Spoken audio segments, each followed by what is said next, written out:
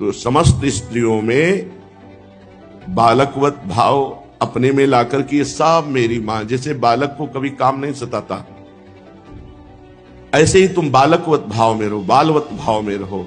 संपूर्ण स्त्रियों को मां के भाव में देखो, अपने घर को अतिथि की तरह सेवन करो, अपने शरीर को भी, ये स्थायी तुम्हारा न था, न है, न रहेगा, भ्रम से तुमने मैं मेरा मान लिया है। इससे केवल परोपकार, समाज सेवा, निरंतर भगवत भजन, पवित्र आचरण। द्वेषम संततमाचरस्त्वष्वपि तनुवाणी हृदय मित्रवत। जो अपने शरीर में निरंतर प्रियता रखते हैं वो दूसरों से द्वेष कर लेते हैं, दूसरों का अहित करने लगते हैं। अपनी शरीर की प्रियता जितना बढ़ेगी उतनी राक्षसी बुद्धि आ जाएगी। द्वेष करो इस बात से, क्रोध करो इस बात में कि जो शरीर की मांगे हैं, जो हमें भगवत विमुख करने वाली चेष्टाएं हैं, हम कभी इनको पूर्ण नहीं होने देंगे। देखो, अपने शरीर में प्रियता हो जाती है तो दूसरे शरीर को उबाल के लोग खाते हैं, मांस भक्षण, काटते हैं, हिंसा। जैसे हमें अपना शरीर प्रिय है, ऐसे पशु पक्षियों को भी अपना शरीर प्रिय है, पर अपने शरीर में प्रियता होने के कारण, सबलता होने के कारण वो निर्बल पशुओं की हत्या करके उनको भूंज के उबाल के ऐसे खाते। कितनी राक्षसी बुद्धि आ गई। बनते हैं मानव, बनते हैं अपने को बहुत महान बनाना चाहते, समाज में सम्मान और पद प्रतिष्ठा और घृणित कार्य करते हैं। अर्थ अधिक बढ़ जाए और बुद्धि शुद्ध ना हो तो पाप के सिवा कुछ नहीं होता है। रोज शराब पीना, रोज नए नए व्यभिचार करना, रोज पशु पक्षियों का मांस खाना, ये सब बढ़ जाता है। जिनकी बुद्धि में भगवान का आश्रय नहीं, जिनकी जिह्वा में भगवान का नाम नहीं, उनके अंदर राक्षसी बुद्धि आ जाती है। शिष्णोदर परायण, जबान में स्वाद के लिए जीवों का मांस खाना, जनेंद्री में रोज नए नए शरीर का भोग करना, शराब पीना, गंदे विचार रखना, क्या जीवन है। पूर्व पुण्य के अनुसार इस बार तुम धनी मानी हो गए हो, अब ऐसे नीच योनियों में जाओगे कि तुम्हें कोई जानेगा भी नहीं, सारी मनमानी तुम्हारी ठीक हो जाएगी। इसलिए कह रहे हैं कि आप क्रोध करो इस बात पर अपने ऊपर जो आपकी इंद्रियां आपको गलत मार्ग में ले जा रही। नहीं करूंगा, ज्यादा उद्दंडता करें, 2 दिन 3 दिन उपवास कर लो, ठीक हो जाएंगे। उपवास करने से रजोगुण तमोगुण शांत होता है और सतोगुण बढ़ने लगता है।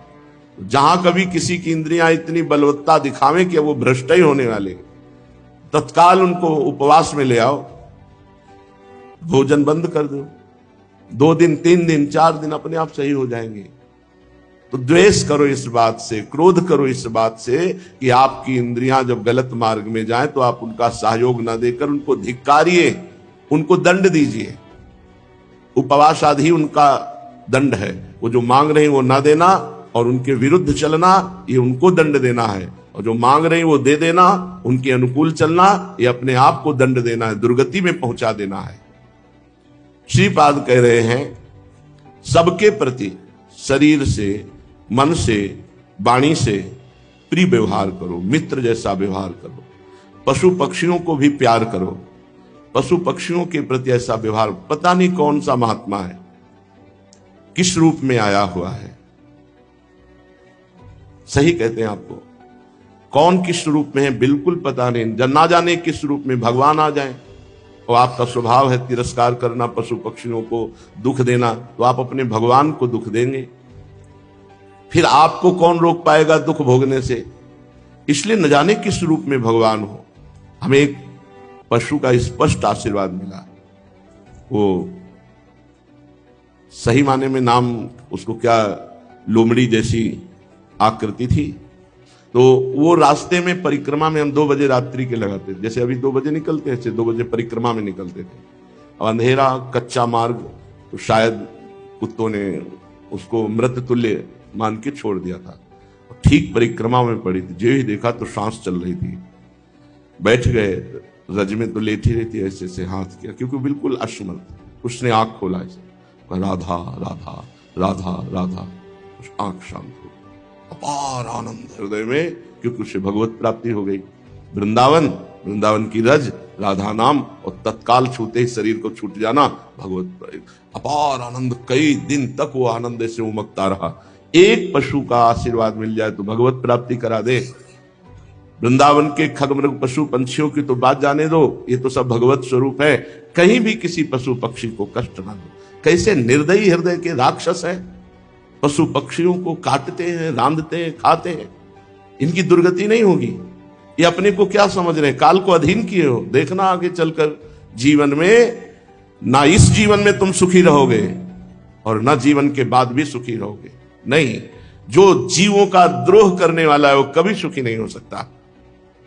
कहते हैं, तर्क रख देते हैं कि भगवान ने बनाया इसीलिए अगर हम खाएंगे नहीं तो इस सृष्टि बढ़ जाएगी।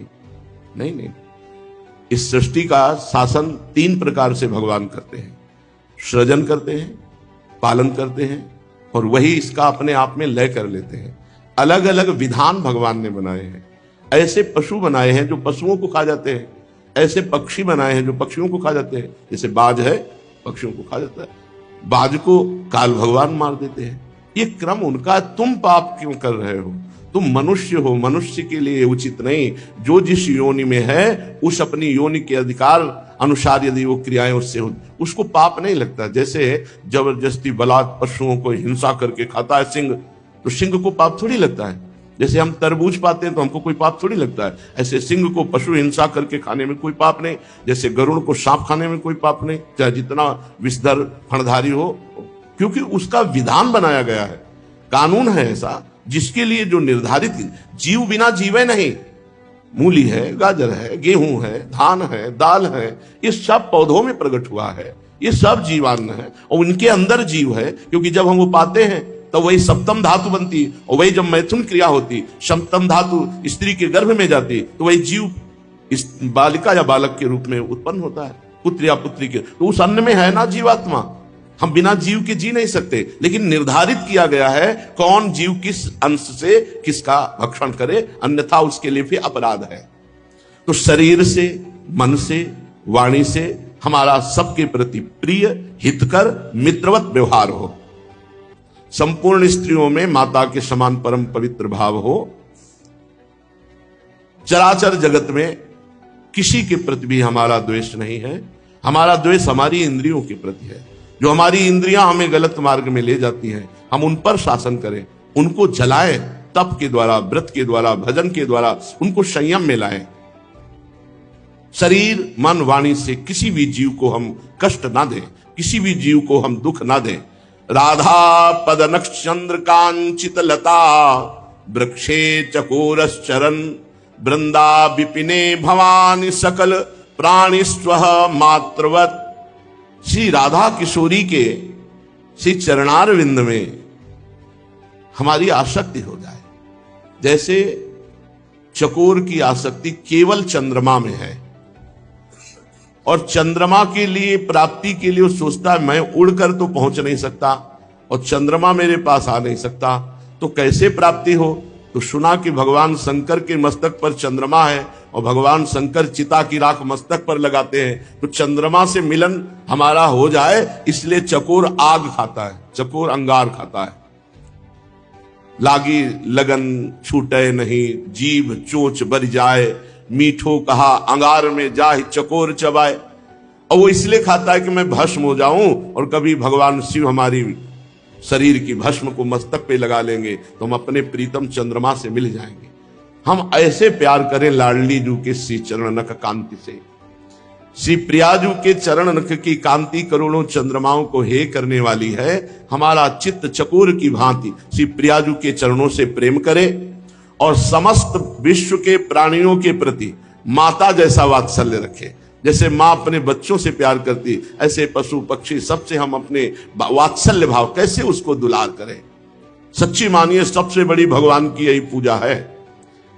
अगर आप पशु पक्षियों को दुलार करेंगे, उनको आप कष्ट नहीं देंगे, आप उनको नहीं मारेंगे, नहीं खाएंगे, राक्षस नहीं बनेंगे, तो नाम जप करो और ऐसा सद्भावना करो तो परहित सरिस धर्म नहीं भाई, इसी से भगवत प्राप्ति हो जाएगी। पीयूष द्रवसार वृष्टिभिरिव ब्रह्मामृतौघैरिव प्रालेयांशु मरीचि वीचिभिरिवस्व सिंधुपातैरिव तीव्रोदार रसासवरिव लसत्कर्पूर पूरैरिवा पूर्णामे मतिरस्तु जीवन तया वृंदाटवी सेविनः। जीवन धन श्री वृंदावन अपने सेवक की मति को प्रियालाल के प्रेम में डुबो देता है। यह है श्री धाम वृंदावन के आश्रय और वास का फल। जीवन धन श्री वृंदावन धाम, पहली बात लिखा जीवन धन। जिसका जीवन धन हो गया है वृंदावन, तो वृंदावन उसकी मति को प्रिया प्रीतम के प्रेमामृत में डुबो देता है। जो ब्रह्मानंद है, ब्रह्मानंद महान सुख है, लेकिन ब्रह्मानंद को जो फीका कर दे उसे प्रेमानंद कहते हैं। श्री प्रिया प्रीतम के चरणारविंद के प्रेमानंद में वृंदावन मस्त कर देता है, डुबो देता है उसको, जिसने अपना जीवन धन वृंदावन को मान लिया। जैसे मंदाकिनी गंगा है, वो अपनी लहर मात्र से पावन कर देती हैं। गंगा जी का 3 रूप, भूतल पर भागीरथी गंगा, आकाश में अलकनंदा गंगा और पाताल में मंदाकिनी गंगा। तो बोले जैसे मंदाकिनी की धारा, क्यों कहा पाताल में भागीरथी की धारा बोलते? क्योंकि भागीरथी की धारा प्रकट है, मंदाकिनी की धारा यहां सहज नहीं है। अनुसुईया जी ने अपने तपोबल से प्रकट किया, चित्रकूट में मंदाकिनी जी विराजमान। ऐसे ही आप वृंदावन का आश्रय लेकर भजन बल से इस धारा में डूब सकते हैं। ये सहज धारा नहीं है। भगवत ऋषि जी ने भी कहा है, संप्रदाय नवधा भगति वेद सुरसरी नीर, ललिता सखी उपासना है सिंहिन को छीर। है सिंहिन को छीर रहा है कुंदन के बासन, कै बच्चा के पेट और घट करे विनाशन। बोले चारों संप्रदाय, वेद सिद्धांत, ये गंगा की परम पावन धारा है, कोई भी गोता लगा सकता है। पर वृंदावन में नित्य विहार रसपरायण श्री प्रिया प्रीतम का सहचरी भाव, बोले ये सिंहिनी का दूध है, ये स्वर्ण पात्र में टिकता है या बच्चा के पेट में टिकता है। तो ऐसे ही यहां जो मंदाकिनी गंगा की बात की, कि मतलब वो गुप्त है, दुर्लभ है। ऐसे ही प्रेम जो है वो अनंग है, प्रेम अनंग है, ऐसे प्रकट में नहीं दिखाई दे रहा और सबके हृदय में विराजमान है, गुप्त है। अगर आप नाम जप करोगे तो ये धारा प्रकाशित हो जाएगी। बोले प्रेम मूल यह नाम है, प्रेमी रसिक जपत यह नाम, तो प्रेम मगन निज बन विश्राम, श्री हरिवंश जहा रहा है। इसमें ऐसे नहीं नहा सकते। इस धारा में नहाने के लिए आपको खूब निरंतर नाम जप करना होगा, श्री धाम का आश्रय लेना होगा, रसिकों का संग करके बच्चा बनना होगा, तब ये प्रेम रस हृदय में प्रकाशित होगा। श्री वृंदावन तदगत स्थिर चरान स्वानंद सच्चिद घनान, त्रैगुण्यास्पृश आप लुतान हरिरसोद्वेलामृतैकाम बुधौ, पश्यन्तो विलसन्ति संत इह के प्याश्रित सर्वात्मना, श्री राधा चरणाम्बुजदल छायाम महायोगिनः। श्रीधाम वृंदावन में जब स्थावर, ये वृक्ष आदि, पशु पक्षी आदि, बाहर से आकर वृंदावन में कोई वृक्ष लता लगा दी जाए, कोई पशु पक्षी आ जाए, तो वृंदावन उसे सच्चिदानंद रूप प्रदान कर देता है। क्या साधना की वृक्ष ने, क्या साधना की बाहर से आए हुए पक्षी ने? विश्वास करो इस बात पर। श्री वृंदावन तदगत स्थिर चरान स्वानंद सच्चिद घनान। तो आप जब मनुष्य शरीर में वृंदावन वास करेंगे तो आपको सच्चिदानंद रूप की प्राप्ति नहीं हो जाएगी क्या? जब पशु पक्षियों को, जड़ वृक्षों को भी सच्चिदानंद घन रूप प्रदान कर देता है वृंदावन, जो वृंदावन की इस भूमि में स्थित हो गया, चाहे वो पशु पक्षी हो चाहे लता हो, वो सच्चिदानंद रूप को प्राप्त हो जाता है, तो तुम तो मनुष्य शरीर से वृंदावन प्राप्त किए हो, विश्वास करो तुमको निश्चित सच्चिदानंद रूप की प्राप्ति होगी। ये त्रिगुणमय जो माया समुद्र है, ये तुम्हें अब डूबो नहीं पाएगा। तुमने वृंदावन का आश्रय ले लिया, तुमने वृंदावन का वास स्वीकार कर लिया तो त्रिगुण माया में यह समुद्र तुम्हें नहीं डुबा सकता। अब तुम्हें डुबाएगा, जरूर डुबाएगा, पर वो हरिरस प्रेम उच्छलित समुद्र डुबाएगा। त्रिगुण में माया में समुद्र नहीं डुबाएगा। हरिरस, हरिरसोद्वेलामृतैकाम बुधौ, हरिरस अमृत समुद्र, प्रेमामृत, प्रिया प्रीतम का प्रेम रस तुम्हें डुबाएगा वृंदावन के आश्रय से। अब तुम्हें माया में समुद्र नहीं डुबा सकता। और कह रहे पश्यंतो विलसंति संत ही केप्याश्रित सर्वात्मना, कोई बिरला ही संत ऐसा होता है जो वृंदावन का आश्रित और प्रिया प्रीतम को देखने के लिए व्याकुल है। वो महायोगी श्री राधा चरणाम्बुज दल की छाया का सर्वभाव से आश्रय लेकर कभी वृंदावन को नहीं छोड़ता, तो प्रिया प्रीतम का साक्षात्कार पा जाता है वृंदावन की कृपा से, रजरानी की कृपा से।